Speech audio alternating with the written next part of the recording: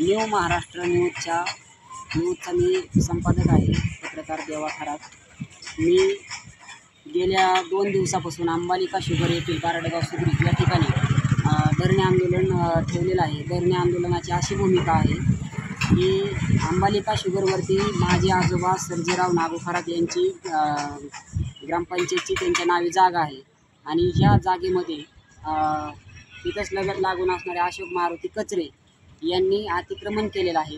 आणि जो साखर कारखाना दिसत आहे जो उपमुख्यमंत्री अजितदादा यांचा कारखाना आहे तो। आणि माझे एवढीच उपमुख्यमंत्री अजितदादा पवार यांना विनंती आहे की जी माझ्या आजोबांची जागा आहे ती जागेवरती महालक्ष्मी देवीचं मंदिर होतं आणि ती मंदिर त्या शेजारीला अशोक मारुती कचरे यांनी ती पाडून त्या ठिकाणी त्यांनी हे केलेलं आहे, त्यांची भिंत बांधलेली आहे।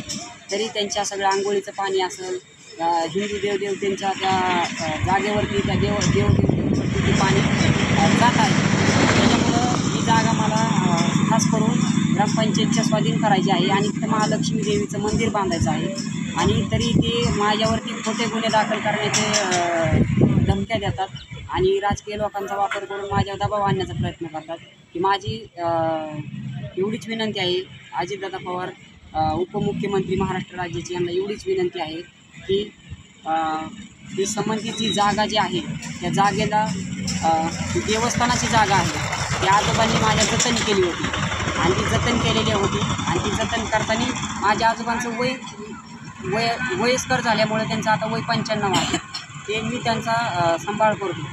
त्या सांभाळ करत असताना त्यांना आता त्यांचं स्मृती ही झालेलं आहे, म्हणजे त्या वीक झालेला आहे। त्याच्यामुळं ती जागा ह्या अशोक मारुती कचरे यांनी ती जागा अतिक्रमणामध्ये घालवलेली आहे। खास करून ती जागा आहे ग्रामपंचायतची जागा आणि तिथं देवीचं मंदिर असल्यामुळं ती पाणी सगळं घाण पाणी, आंघोळीचं पाणी सगळं ही पाणी सगळं जी त्या देवीच्या आवारात येतं तिथं। आणि मला एवढंच म्हणायचं आहे की हिंदुत्ववादी जे सगळे राजकीय नेते असतील, माझी त्यांना एक विनंती आहे, कर्जत तालुक्यातील असतील, नगर जिल्ह्याचे आमचे दमदार हिंदुत्ववादी नेते नगरचे आमदार संग्राम भैया जगताप यांनी खास करून या अंबालिका शुगरवरती लक्ष घालण्यात यावे आणि लक्ष अशा स्वरूपाचे घालण्यात यावे की इथं ते महालक्ष्मीचं मंदिर होतं त्या इस्माने तिथले ती पाडलेलं आहे।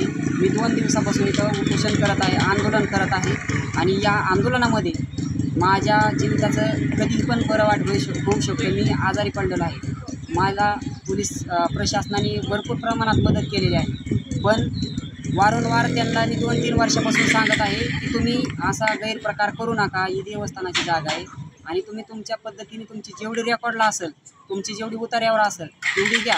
संबंधित शेजारी लोक जे आहेत, बाळासाहेब पोकलर म्हणून एक इथला शेजारी आहे, त्याची पण जागा त्यांनी ही केलेली, त्याची पण जागा बळकावण्याचा प्रकार घडलेला आहे। म्हणजे ग्रामसेवकांनी कारडगाव सुद्रीकचे ग्रामसेवकांनी याच्यावर कुठंतरी ठोस भूमिका घ्यावी, गट विकास अधिकाऱ्यांनी ठोस भूमिका घ्यावी आणि